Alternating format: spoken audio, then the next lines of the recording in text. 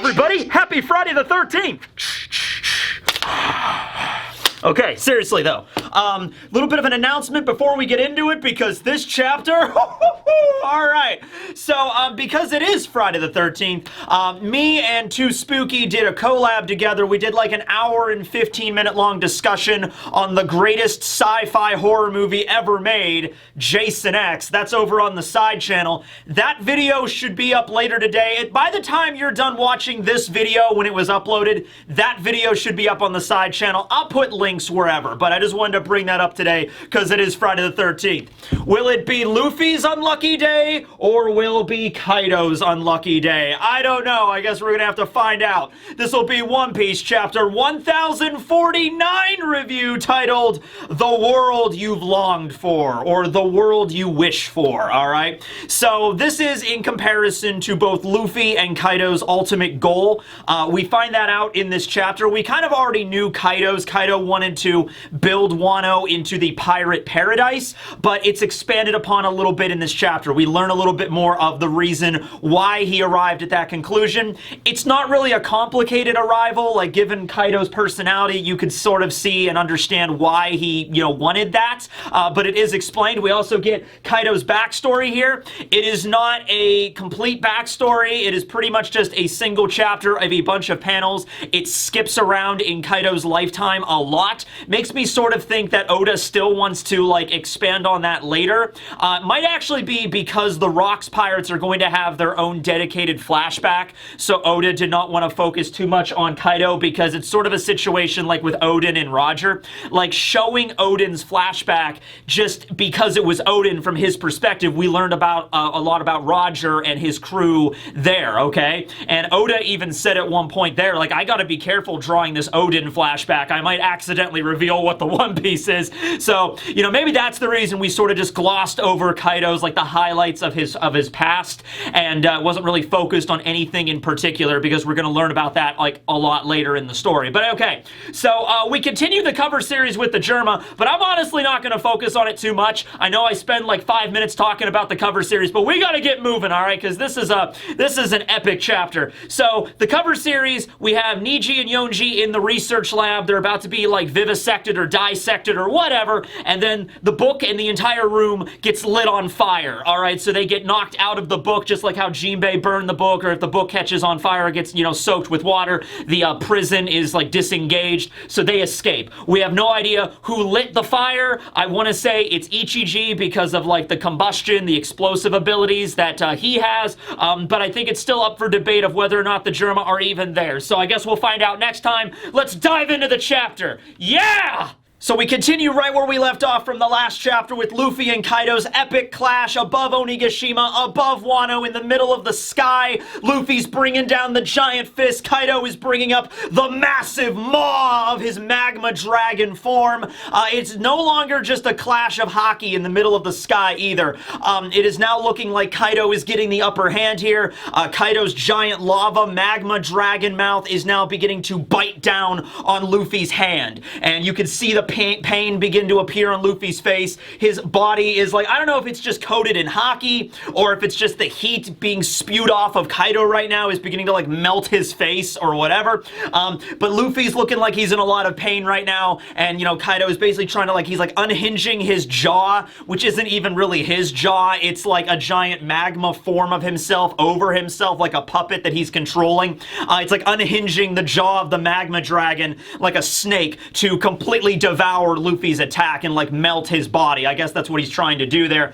Kaido is, his real body inside of the lava dragon is saying that, like, hey, I gotta commend you for coming this far. You have given me the single greatest fight I think I've ever had in my entire life. But this is it. It is over for you, okay? Somebody like you can simply not change the world, right? Now, we get Kaido's flashback. And like I said, it is broken apart. It's sort of hard to follow sometimes because because we get like what Oda does, like the title card, like this many years ago and the location, but it jumps around so much. So the first one we get is 2 panels of Kaido walking out of like an explosion on a battlefield, okay? So just massive explosion. Kaido walks out, and he was stated to be 10 years old during this scene in the flashback, okay? And there's other soldiers around him, and he's just like, oh my god, Kaido like slaughtered the entire enemy army, and he's only 10 years old. This is insane. And so Kaido is there. He's wearing a vest. He has a scarf. He still has his horns, and he has his kanabo. I don't know if it's the same kanabo that he had when he was an adult.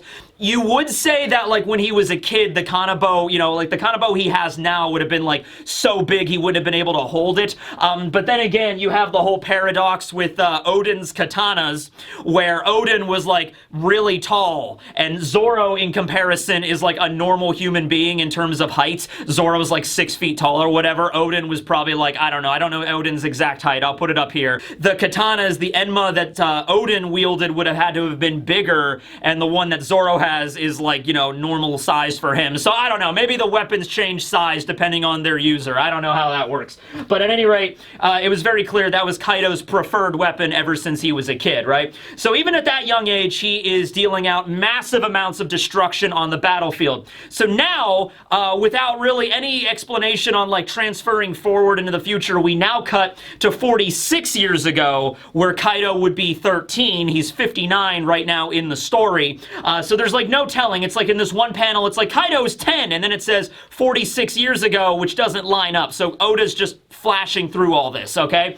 So now we have the scene where we find out the name of the country that Kaido is from originally, and shouldn't really surprise anyone. He's from the Vodka Kingdom. The Vodka Kingdom. So I guess he's from Russia. I don't know. But the point, I mean, it fits for Kaido, okay? So obviously, maybe this is where Kaido got his addiction to alcohol. You know, he just became an alcoholic just living in the Vodka Kingdom. Everybody is an alcoholic in the Vodka Kingdom. I mean, that's just, it's the name, right? So it's actually not that great of a kingdom. It's sort of war-torn constantly. They're constantly waging battles with other surrounding nations. And we find out the reason for that. I'm gonna sneeze in about 2 seconds here.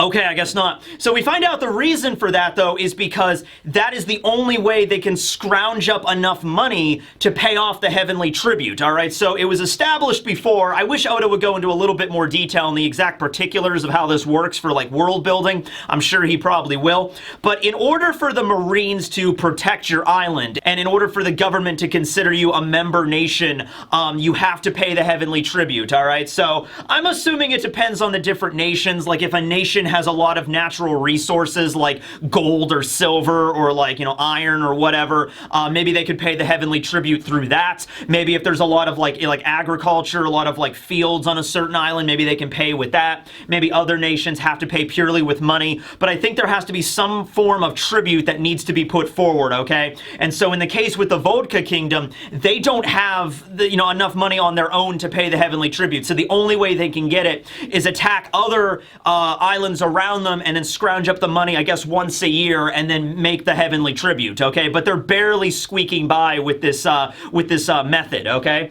And so Kaido is there, age 13, and he's beginning to question, like, you know, why do you let the celestial dragons boss you around? You know, Kaido is already beginning to form his philosophy of, like, might makes right, which we're going to see kind of expanded upon throughout his flashback. But he's like, you know, we're stronger, you know, the celestial dragons, they're a bunch of, like, weakling nobles, you know, I'm super strong, you know, how come we're listening to them? It just doesn't make any sense. And the king of the Vodka Kingdom, or whoever is mentioning this, is just like, Kaido, be silent, quiet, you know, you're just a child here, you don't understand the way the world works, you know, and then so he's like, all right? So now we cut even more into the future. We don't know how old Kaido is here, but he's a little bit older at this point, and now it's the situation where the king of the Vodka Kingdom is actually giving Kaido over to the Marines. So we see a scene where Kaido is all chained up and he's being carted off, and he's like, honestly, it's because we just can't deal with you anymore. You're too strong for your own good. You know, and I'm sure at this point in Kaido's life, he's like a teenager. He's beginning to question everything the Vodka Kingdom is doing, and I can see the king's perspective here. He's probably afraid that Kaido is going to lead a revolt, and given his massive amount of strength, he's afraid that he'll probably be able to win whatever battle he wages. So if Kaido decided to turn traitor, and like, he could probably like destroy the entire castle or wipe out the whole Vodka Kingdom by himself, given how strong he was on the battlefield. So the king is like, you know what? We don't want anything to do with you. Tell you what, I have forcibly, you know, enlisted you in the Marines. So you're gonna join the Marines, you're gonna like it, and because the Marines are so happy that they're getting Kaido, this insanely powerful warrior that has proven himself time and time again on the Vodka battlefields, they even say, no, next Reverie, the Vodka Kingdom will be allowed to participate. I wonder if they actually held true to that promise, because the king did hand Kaido over. The king definitely held up his end of the deal, but Kaido, as we all know, ended up escaping later. So I wonder how that would work. It's like, yeah, you hand over Kaido, you have a seat at the next Reverie. It's like, okay, here's Kaido. You know, it's like, oh, Kaido escaped a week later. The king is like, well, you knew he was strong. I told you how freak show strong that kid was. You know, I held up my end of the deal. I still get to go to the Reverie, right? So I'm curious if one of the member nations at the Reverie that we just had, you know, with Neptune and everybody there, I wonder if one of those kings was a representative of the Vodka Kingdom. We didn't find out.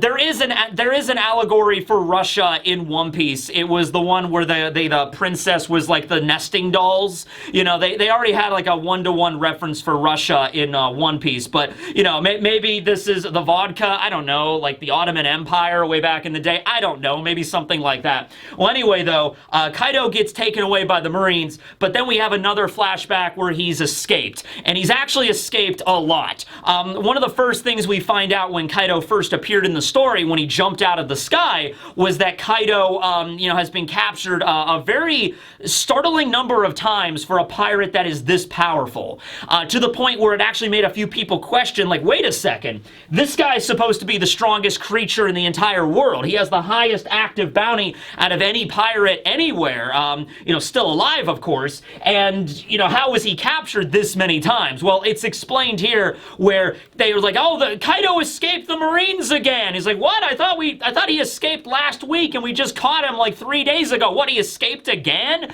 He's like, yeah, basically he just gets caught whenever, you know, he's hungry. So whenever Kaido's out there roaming the world and he's like really hungry and starving, he's just like, all right, guess I'll turn myself over to the Marines. Then he uses the Marine battleships as like an all-you-can-eat buffet, and then he's like, all right, and then he just breaks the chains, busts open the freaking hull, and just jumps out. Remember, at this point, he did not have a devil fruit, so he could still swim at this point in his life, right? So we see a wanted poster of Kaido, you know, in his younger days, and I guess his first bounty that he ever got was 70 million. Not very much, considering it's honestly not even, it's a little bit higher than Luffy's first bounty of 30 million, but still lower than Crocodile's first bounty, still lower than Boa Hancock's, you know, so 70 million, but this was like Kaido when he was a kid. In fact, the image that they use looks like the image of when Kaido was 10 years old, so that might have been his very first bounty ever, you know, so kind of like Lin Lin, who received, like, I think a 50 million berry bounty when she was only like 6 years old and she was causing havoc, right? So that's a big deal, right? So that's how badass Kaido is, ladies and gentlemen. He was using Marine battleships as an all-you-can-eat buffet. We kind of assumed there was something else going on there, but yeah, so he was technically captured, but he wasn't, you know? He was in no danger of actually like, oh no, how am I gonna break out of this?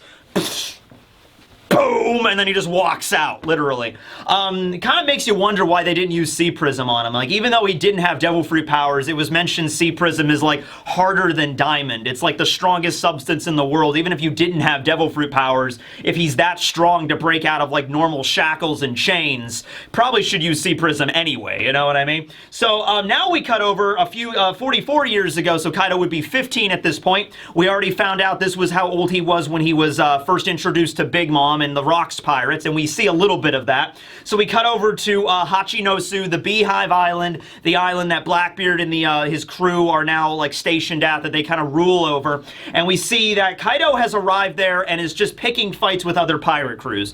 So a little bit of establishment. We don't find out a lot, but we find out a little bit about how Hachinosu operated. So not all of Hachinosu worked under Rocks. The idea probably went like this. Rocks was the strongest pirate around. He gathered together the strongest members on the Hachinosu. The Hachinosu, as the name implies, was the pirate paradise. So all of the pirates around the world that just wanted to get away from it all, didn't want to worry about the Marines busting them or about the world government or the Cypher Pole chasing after them, ended up on Hachinosu, like strength in numbers. You know, the Marines and the government would not like directly attack this island that is filled with like some of the strongest pirates in the entire world. So it was basically their safe haven. And there were actual islands like that in our world that pirates used as like a pirate paradise. I think there was even a place like a colony on Madagascar back in the day. I think there's one of the Far Cry games or Uncharted games or something that focuses on that. But my point is, you know, not everybody that lived on Hachinosu was a member of Rocks' crew, all right? It was just a place where the pirates could come together and they built a little community. There's houses there. All of that was probably built maybe hundreds of years ago before Rocks was even around. Possibly, okay? But we see Kaido, you know, getting into fights in the streets, knocking out a bunch of other pirates, and he's like, how is this kid this strong? He's only 15. We see Whitebeard there, and Whitebeard's this like, hey brat, you want to be a pirate? I hear Rocks is looking for you, all right? So then we have another flash forward where it's like, you know, Kaido has joined the Rocks Pirates. They're invincible now. And then we cut again into the future, now at God Valley. So we are skipping around a lot here, all right? So from what we can understand here, 44 years ago is when Kaido first arrived at Hachinosu, got into some fights, and he joined the Rocks crew at age 15. Then 38 years ago, so it would have been 6 years after this, when Kaido was 21, that is when the God Valley incident happened, and we see that here mentioned. We basically just see Big Mom bursting into the room and just like, you know, Kaido, you must come to God Valley, it's urgent. And we don't see the person who it was. I guess it might not be Big Mom. I saw the hat. It's like we just see the silhouette of this person in the doorway. I thought it was Big Mom at first. I guess it could have been. It could have been anybody else, though. It could have been Captain John. That could be Wang Zhi! That could be the first reveal of the greatest pirate that ever did pirate in the history of pirates. That could be Wang Zhi in the doorway right there. Kaido, we gotta go to God Valley. It's gonna be an awesome battle. And Kaido's like, all right, sure. So we now immediately cut. We skip over all the stuff of God Valley, and now we cut to the aftermath, where everybody is just like, the Rocks Pirates were wiped out at God Valley? So we don't find out anything. That's what I mean. Like, Oda's skipping around with this. I think it's like, all right, he has a whole other idea, a whole other backstory, full flashback arc focusing on God Valley. We'll get that at some point in the story, just not right now, okay? And because we don't focus on it, I guess that also means, like, there's a lot of stuff that Oda simply could not show us, because, like, if he showed us, like, anything that Kaido did during God Valley, that might give us too much information he doesn't want us to have right now, okay? So now we cut to the Hachinosu after the defeat of Rocks, okay? So all the other pirates are still on the island. It's like, oh man, Rocks was wiped out. Didn't he have all these really strong members? And it's like, I hear the Marines teamed up with Pirate Roger. You know, he wasn't the king of the pirates yet. I heard this really strong Marine named Garp fought with Roger and they wiped him out. Now, the pirates at Hachinosu are actually in disbelief of that. Their theory here is actually they were defeated because they could not work together. And this was mentioned by Whitebeard. You know, Whitebeard was like, you know, oh, I've been on my crew, the Rocks crew, before my actual crew, and man, that crew was just, you know, they couldn't work together if it would have saved their lives, okay, or something like that. So that's actually an interesting way to take it. The way that Sengoku spun that story to the young Marines was like, like Garp and Roger work together to beat down the Rocks crew. And of course, Garp and Roger are insanely powerful. And this is back when they were in their heyday. This was back when Roger didn't have any sickness. This was back when Garp had the full power of the fist at his disposal, right? This was like when they were in their 40s, okay, which is like peak performance in One Piece, right? So with all that being said, though, the fact that the Rocks crew could not work together as well as Garp and Roger could work together, Garp and Roger still being enemies worked together better than this pirate crew, that might have actually led to their downfall, okay? It might have been a situation where, like, I don't know, Captain John was fighting against, you know, Garp or something, and Captain John's like, hey, Shiki, Wang, come and help me. And they're like, screw you, we're not doing that. And then it's like, what? And then that might be how Captain John died. Well, no, I guess he died later. He didn't die during God Valley. But it might have been a situation like that. Maybe Rox wanted to do everything by himself. Rox was like, I don't need any help. I could take them all on by myself. And then that's how Rox was killed or defeated or, you know, faded into the annals of history. We don't know what happened with Rox. We assume he's dead, but we just don't know. So they think that's what happened there. You know, then we have Big Mom. We see a scene of Big Mom after the battle, and she's like, you know, where did you go, Kaido? Don't screw with me here. You know, you owe me a debt. Because this is after Big Mom, you know, gave Kaido the Ua Ua no Mi, made him a dragon, and so I guess Kaido just peeled out after that. He just left after God Valley, and Big Mom's like, where did he go? That stupid, you know, unforgiving brat, you know, or whatever. Now, interesting scene. We cut to a moment, we don't know where this is, because like every other panel, every row of a panel is like a different flashback, basically. So the panel right after this takes place in Wano, but this one actually I think takes place on Kaido's ship. So we see King there at this point, so this was after Kaido broke out of Punk Hazard. King is with him, he's got his suit on. We see a person next to Kaido that sort of looks like Queen, just like this big dude. Might just be a regular soldier, might not be Queen. I don't know exactly. We don't get a close-up. But Higurashi is there, okay? Higurashi Kurozumi is there talking to Kaido, speaking about how, you know, if you've ever studied human history, humans, like, managed to do a bunch of stuff and managed to conquest and take out land and stuff through brutal warfare, through pure force. You know, might makes right. And Kaido agrees. Kaido is like, I couldn't agree more. That is the way the world works, you know? In all the years I've lived on this planet, at this point in Kaido's life, he's probably like around 30 at this point. He realizes, like, yeah, you're right. You know, that is the way the world should work. That's how it's got to go down, right? Might makes right. So Higurashi proposes a plan to Kaido. So here's how I think the dots all connect here, all right? Higurashi was a crew member on the Rocks crew back in the day. We have some credulity for this because we saw Higurashi use the Mane Mane no Mi to transform into a younger Shiki. The opportunities that she would have to even encounter Shiki back then are probably very minimal. It's always possible she could have been a member of a rival crew of Rocks and then came in contact with Shiki. But another appearance that she has in the Mane Mane no Mi is an appearance of a very attractive, like, blonde woman. And a lot of people think that that was actually Miss Bakin. That was Weevil's mom, or purportedly Weevil's mom, purportedly Whitebeard's lover, Miss Baki, okay? Because it was mentioned by Marco that back in her younger days, she was quite beautiful, all right? Who would have also, and also Marco mentioned, oh yeah, Miss Bakin was also a member of the same crew that Pops was a member of back in the day, talking about the Rocks crew, okay? So it would make sense that Higurashi was on that crew, was on the Rocks crew, and was able to copy Shiki's likeness as well as Miss Bakin's back in the day, all right? So she got to see, Higurashi, she got to see firsthand how powerful Kaido was. And then the Rocks crew separated, and then there was this murmur in the world that, you know, the people, the pirates that were part of the Rocks crew, that were all now separated and doing their own thing. Whitebeard building up his crew, Big Mom doing the same, Shiki doing the same. Those were the pirates you gotta keep an eye on. Those are the pirates that are gonna shape the world. Sort of like the worst generation, you know, back during that era, all right? Certainly, okay? You got Kaido, Big Mom, Whitebeard, Wang Ji, Silver Axe, Captain John. That was the worst generation during the time after God Valley, okay?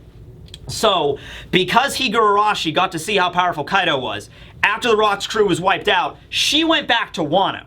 She went back to Wano, reunited with Orochi, and began to fill his head with this master plan of like, we're going to take over Wano, you know, we're going to use my ability and the ability of Semimaru, who I believe is Higurashi's brother, but we don't know. And so it's just like, we're going to make Wano ours for all the horrible things they did to the Kurozumi clan, all right? Also makes sense why Higurashi would have fled Wano to begin with. This would have been during the, this would have been like maybe right after Orochi's grandfather tried to kill all the daimyo. Actually, I think he did succeed in killing the daimyo. And so the Kurozumi, like, hunts began. And so then she's like, I'm getting out of here. And so she left the island illegally, ran into the Rocks crew, joined up, fought with them, met Kaido. God Valley happened, went back to Wano, talked to Orochi, and then she's like, I know someone that might be able to help us with this plan.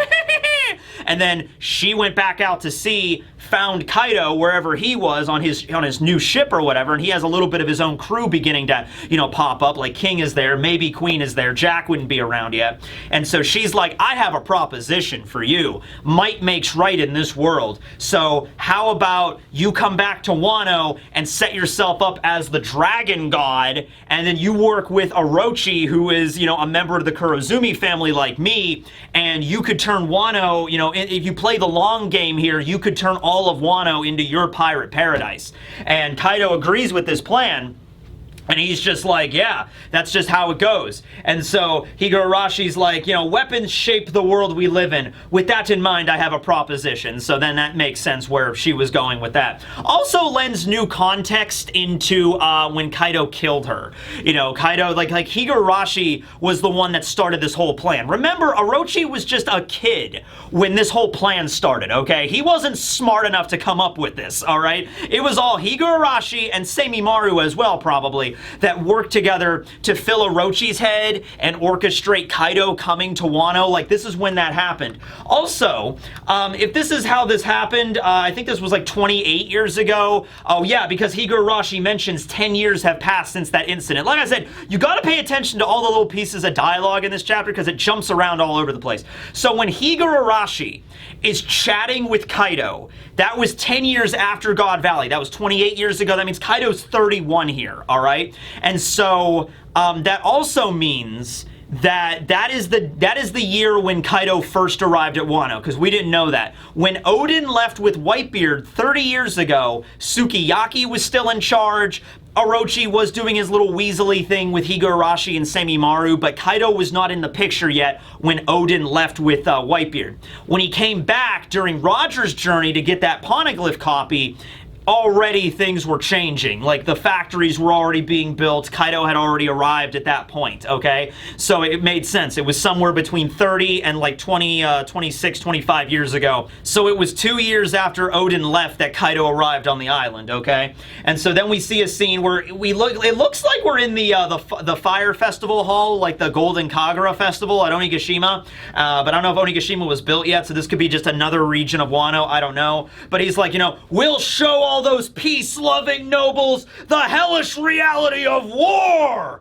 And so everyone's like, yeah, Kaido, you're awesome, right? You know, only one's worth can be truly gauged in the heat of battle. All right, so that's a very Kaido-like philosophy, and it makes sense for him, okay? And this is where we have a little bit more flashbacks here, but let me just pause for a moment and talk about that.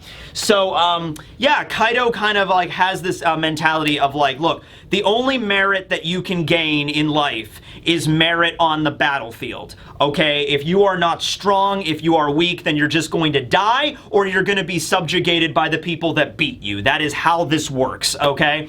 And so he's looking at the nobles of the world. He's remembering the king of the Vodka kingdom, where he's from. He's looking at the celestial dragons, and he's just like, they're a bunch of wimps. They're just a bunch of wimps, you know, check out these muscles. You know, Kaido is like, I'm awesome, I'm ripped. You know, I got all this power, you know, like that's how battle should be. That's how the world should be. And so he shapes his whole idea of anarchy in this pirate paradise around that philosophy, okay? And, you know, it's a faulty philosophy, but at the same time, like, it fits Kaido perfectly. And there's a lot of really strong characters in the One Piece world. Blackbeard probably has a similar philosophy, you know what I mean? I mean, I'm sure Rox probably did. Rox's philosophy probably influenced Kaido quite a bit, because Rox wanted to straight up rule the entire world. Kaido is sort of going for that as well. I think Rox might have had a thing where he literally wanted to sit on, like, the throne of the entire world and be like, you know, I am the supreme ruler. Maybe that's what Rox wanted. Kaido seems to be more of just, like, anarchy, but also equality. All right, Kaido is like, here's part of it where it's still a messed up philosophy, but in a weird way, he's like, you know, vying for equality. Because it's like, okay, in this world where anarchy reigns and it's just a pirate, you know, outlaw paradise, everybody has equality because everybody can fight for what they want, I guess. And if you're strong, then you get it. You're not going to be held back by bureaucracy or the kings or the queens or the celestial dragons on top or the Gorosei. If you can, you know, if you can find your own place to live and be happy, and if you're strong enough, then I guess you can have it. And that's how the world should be. That's Kaido's philosophy. So, a couple more flashbacks here. We have a moment where Kaido this is years later now. This is, I think, when Onigashima is established, right? And so Kaido is talking to King, and he's like, oh, and also Yamato is born at this point, so, you know. Also, that conversation with Higurashi and Kaido occurred 28 years ago, so that would have been the year Yamato was born. That would have been really funny if, like, Kaido was having that whole conversation holding a baby Yamato. Like, my philosophy is might makes right. You know, Yamato starts crying. He's like, oh, I'm sorry, okay. Anyway, might makes right. You know, it's like Kaido's just holding a baby the entire time that's happening, right? Also, we don't get any implication of who Yamato's mom is. That's still something that is unknown at this time. So, we get a scene with Kaido talking to King, and he's like, you know, Yamato mentioned Joy Boy. I have no idea where she would have learned that name, but, you know, it was mentioned. And so, you know, King is just like, I guess King also brings up that, you know, I'm waiting for Joy Boy as well, because King, being a Lunarian, the whole thing with Joy Boy probably ties in very directly to their religion and their, like, belief system. You know, the sun god Nika might be, like, a parallel to Joy Boy, or Joy Boy would be, like, the descendant of the sun god, and Lunarians, like, live at the top, and they have the power to control flames, so it would make sense that they have a connection to the sun god in a major way. And so Kaido's just talking to King and just like, you know what? I think I know who Joy Boy is. And King's like, oh, really? You do? And then we cut away from that flashback for a moment, and now we get back to the present, where Luffy and Kaido are still clashing in the sky, and now at this point, oh, we see the last member of the Cypher Pole Zero. We see the last dude just peeling out, just getting out of Onigashima. We just see him using Geppo to just, like, jump away from the island. He's like, I'm out of here. This is too crazy. He's looking up there, and he's like, all right. Well, Maha's dead in the basement. Fred is dead on the roof. There's a giant flaming magma dragon clashing with Luffy, who is now awakened. I'm just gonna get out of here. So he leaves, okay? Also, I don't believe the Gorosei are aware of what happened with Luffy's Devil Fruit. They were talking about it, like what happens if it does awaken, but they didn't know for certain that Luffy awoke. That member of the Cypher Pole knows. So he's leaving. He's getting out of there. He's probably going to rendezvous with the rest of the fleet outside Wano, and he's going to radio the Gorosei, Monkey D. Luffy has awakened to the power of the Hito Hito no Mi model Nika. This is like Code Red. You know, this is like one of the worst scenarios possible. And the Gorosei are like, oh, man. Alright, so before we get to the climax of the chapter, though, we have a bunch of other scenes we need to get to. First scene is Yamato is like, the flaming clouds are disappearing! Momonosuke, you need to make more! Momonosuke's trying his best. He's like, oh, flame clouds appear! Obey me! Then we cut to the flower capital, where all of the lanterns are rising up into the sky. Everybody's hopes and wishes for a better life taking flight into the air. Then we cut to the festival hall, where the entire rush of water that Raizo unleashed completely envelops the entire Golden Kagura now. Robin and Brook there are in the water. They're Devil Fruit users, so they're not having a good time, but the water's gonna drain out, so I think they'll be fine. Raizo's there, Jinbei's there, Apu is there. Apu and Imbi, one of the last member of the Numbers, gets washed into the festival hall there, so they're back. We see Law there, we see Kid there, Nami is holding Otama, Usopp's got Kiku in one arm and then Kinemon in the other. Hamlet's behind him like, So they all just get washed. Everybody is now in the Golden Kagura. Everybody relevant in this arc is now right there, okay?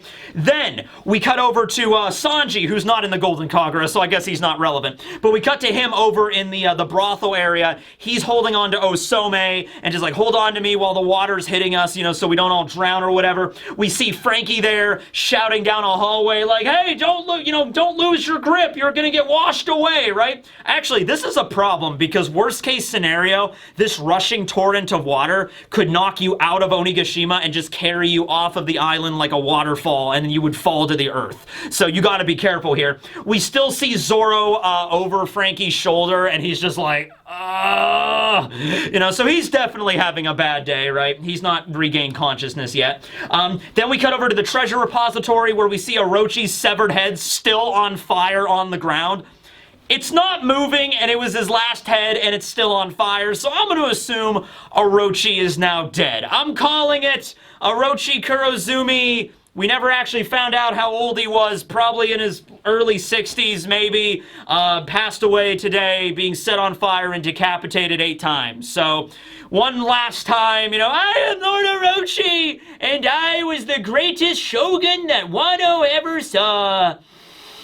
I'm still gonna do the voice, you know, it's gonna be chapters from now. I'll bring it out in Elbaf and Laugh Tale or whatever. You know, the last line of One Piece chapter reviews, the very last chapter of One Piece. You have my word. Could be years from now, could be decades from now.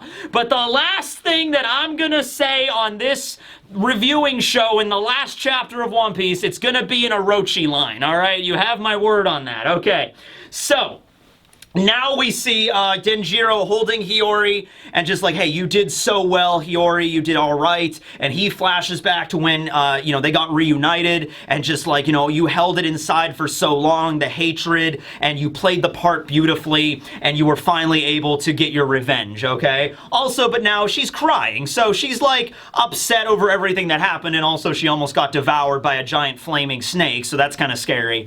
But I think it's just Denjiro being like, it's all gonna be okay for now, okay? He's dead, it's over, right? So now we cut outside and the flame clouds are now gone. We see one last remnant of them as they just dissipate, and now it's over. The island is falling. Yamato is like, the clouds are gone! The flaming clouds are gone, Momonosuke! You gotta do something now! And Momo, his eyes are bulging out of his head. It's like, it's gonna crash! We cut back over, oh my god, this is epic! Luffy is just, you know, he's trying to fist Kaido as hard as he can, ladies and gentlemen. We see the giant flaming dragon maw, and he's like unhinging it to try to like clamp down on Luffy, and he's just shoving the fist, you know, he's just going as hard as he can, and then, you know, he's like, the strain on his face is there. Momonosuke finally manages to summon the flame clouds. He just flame clouds on, and they just billow out of him all of a sudden. He just needed to be scared enough, and they just, you know, just ejected out of him or whatever. So now Momonosuke summons the flame clouds. They perfectly wrap around Onigashima as a new safety net that Momonosuke now has complete control over. And now, this is kind of confusing, but I'll just go through it. It took me a while to figure out exactly how Luffy beat Kaido here, because some of the panels didn't make any sense to me, so I had to take a few views to understand this. But okay, so Luffy manages, to what I can understand here, punches straight through Kaido's magma visage, hits his core body inside, and hits him so damn hard, it knocks him clean out of the magma dragon. So the magma dragon is up here, Kaido's inside of it, Luffy pierces it, hits the core dragon, knocks it straight out, and like the after image, the magma is still there. Kaido just gets ripped out of it and gets sent plummeting to the ground. Luffy's monkey god gun succeeds! As this is happening, Luffy is there and he's like, the country I want, the world that I want a place where my friends can eat as much as they want! And then, boom! Cue that epic music! Yeah! Drums of liberation! Okay. And he's like, that's my kind of world! Bam! Kaido gets sent flying and plummets and strikes the mainland Wano, boom, with a giant crash. Last scene of the chapter, we have a flashback with Kaido and King. Kaido continues what he was saying. He says, you know, I think I know who the person Joy Boy is. And King is like, who is that then? And Kaido is like, it's the person that will finally be able to defeat me in battle. And King's like, well, if that's the criteria, I don't think he'll ever show up. Wink. And then we see Wano, we see Onigashima land there right outside the flower capital, perfectly fine. It just settles to the ground. And Momonosuke hits the ground, and he's just exhausted. And then we have Luffy, who looks pretty exhausted as well, and he looks like he's falling out of the sky now. So we don't know what's up with that. Break next week. Holy shit. Oh, I need a drink. Hold on. Do I have any vodka? No, of course I don't. Okay, that was a metal battle. That was cool. That was cool. Do you think that was cool? I thought that was cool. You know, there's probably a lot of people out there that don't think that was cool. That was like, oh, whatever. I don't know. Like Oda said, Luffy wasn't gonna beat him with a fist, a punch, and he did it. I don't know. It's like, it was awesome. Okay, I'm sorry. All I can tell you is what I think about it. All right, that's what I'm here for. All right. Oh my God. So look. That was hands down the hardest fight Luffy has ever fought in this entire damn story. Okay, the hardest one. Everybody else Luffy's fought up until this point, you know, Buggy, Kuro, Arlong, Crocodile, Eneru, Foxy, I guess, you know, Rob Lucci, Magellan, who he never actually beat Magellan. I just want that to be on record. All the fights at Marineford, you know, Horty Jones, Doflamingo, Katakuri, you know, everybody he fought up until this point. This was the hardest fight, all right? Oda literally went through every single thing Luffy had in his toolbox to bring down Kaido. He exhausted every option. Now, obviously, we didn't say Luffy use every single technique he's shown in the story, but what I mean by that, he used Gear 2nd techniques with his speed and like the Red Hawk, and then Gear 3rd with the Red Rock. Then we saw him going Gear 4th and using all the techniques in Gear 4th. Actually, did Luffy use Snake Man against Kaido? Okay, I feel like out of like the 50-something chapters this fight has encompassed where Luffy has been fighting him. Keep in mind, Luffy, this fight started chapter 1000 when Luffy was there and he's like, I'm Luffy, I'm gonna be king of the pirates, Red Rocks Kaido into the ground. That was the first hit Luffy got off on Kaido during the Battle of Onigashima. Alright? First hit, chapter 1000. Here we are, chapter 1040 freaking 9. Alright? So it took a while, right? But I imagine he probably used Snake Man at some point. You guys will let me know, you know, you keep track of this better than I do. Anyway, so my point is, though, he used Gear 4th. He used all the techniques of Gear 4th. Kong Gun, King Kong Gun. Oh, we know about now if he did land that Supreme Kong Gun, the Supreme King Kong Gun, I guess, that he was going to use right before the Cypher Pole Zero agent, like, distracted him and, you know, Luffy got hit. Even if that attack would have struck Kaido, would not have finished him off. Kaido still had a lot more gas left in the tank that we know about now. But literally everything, because if you look how Luffy's fights go in this story, if Luffy cannot beat the opponent in a one-on-one fight, because Luffy has lost fights before, typically it'll be like, okay, Luffy gets pushed up against a wall and it's looking like he'll lose, and he's good at thinking on the fly, and he'll come up with a new technique, kind of like the Future Sight during Katakuri, and then using that ability, he'll be able to defeat the enemy. Well, he did that, and he learned about armament and conquerors and combining it together, but that still wasn't good enough. So something else that'll happen, like what happened with Crocodile, is, or with Magellan, Luffy will be straight up defeated, but then he'll go away and heal and like eat and get his strength back, and he'll be like, okay, I know what I'm expecting now, so I'll be able to win this time. It didn't work. He did that. He got knocked out, and Oda even gave him a break and like, okay, you can eat all this food, you can restore your energy, and you can go back for another fight, and that still wasn't good enough, okay? So we went through everything, and then he awakened to a brand new power that has been established in this story by now. He awoke to a brand new power, and even that was barely enough to take down Kaido. Barely! I think Luffy's out of it. He's done after this. I think Luffy's Gear 5th is just going to be deactivated after this one last attack. He's going to be injured. He's going to hit the ground. He's going to be unconscious. He's going to be in a coma, all right, after this is over, okay? Well, it's an anime coma, so give it like a chapter. He'll wake back up. But you know what I mean, right? Like that. So it wasn't even like I go into my awakening and I just beat the crap out of him. No, that was a hard-ass fight.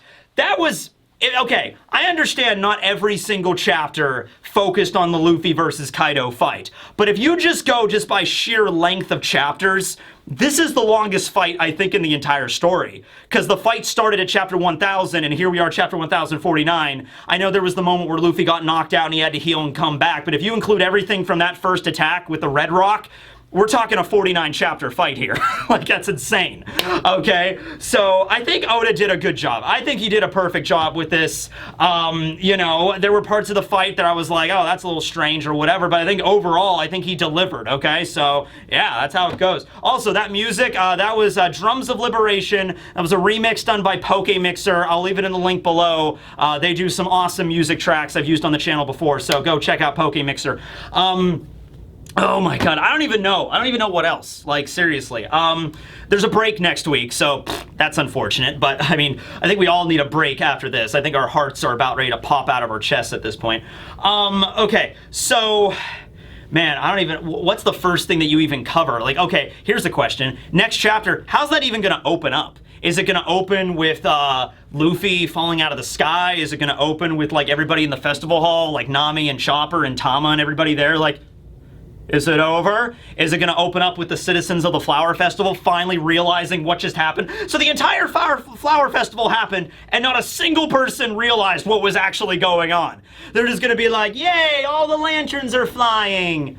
Okay, guess I'm just going to go to bed now, wake up the next day. Why is Onigashima out here, you know? Oh, by the way, yeah, Momonosuke just summoned the flame clouds. If I was going to point out anything in this chapter that I did not like, it was probably that. Because it's just like, okay, how did he summon the flame clouds? Just because he was, like, scared? He wasn't scared enough up until now? I guess this was the moment where the island was actively falling. And then he realized, like, okay, if I don't do something in the next 2 seconds, everyone's gonna die. So, I guess that was the final straw that he was able to summon the flame clouds. Hey everybody, how you doing? Editing Tekking here. I just had a thought, actually. Because Momonosuke was suddenly able to use the flame clouds, like, right when Kaido was defeated, or, like, knocked unconscious. So, now, because they share the same devil fruit, I'm starting to think that, like, because Kaido had the fruit first, like, he got the bulk of the powers, and Momonosuke had, like, a copy of it, so his abilities were, like, only the remnants of Kaido's abilities. Like, there's only one set of the dragon powers. Kaido had, like, 95% of that, and Momo only had, like, the remaining 5. But now that Kaido is unconscious and he's not using his powers anymore, then maybe all of a sudden that's why Momonosuke could summon the flame clouds. Because it does seem a little weird that Oda set it all up like, okay, he can't use them, oh, now all of a sudden he can.